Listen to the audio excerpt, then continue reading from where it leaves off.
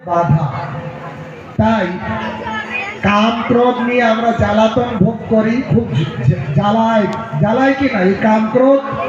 এই জীবনে সব থেকে যদি বেশি কেউ জ্বালায়, স্বামী জ্বালায় না, স্ত্রী জ্বালায় না, ছেলে জ্বালায় না, বা আর পাড়া প্রতিবেশী কেউ জ্বালায় না, সব থেকে যদি বেশি কেউ জ্বালায় সে হচ্ছে ভিতরে আছে কে? কাম ক্রোধ।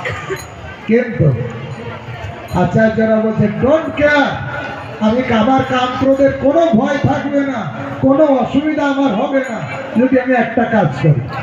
জানেন কি কাজ?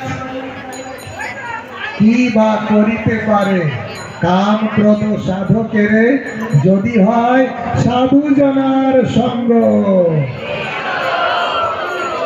ভক্তগণ, কথার একটাই তাৎপর্য, যদি জীবনে আপনি সাধু সঙ্গ করবেন তাহলে আপনার কাম ক্রোধের বিপদ আর থাকবে না।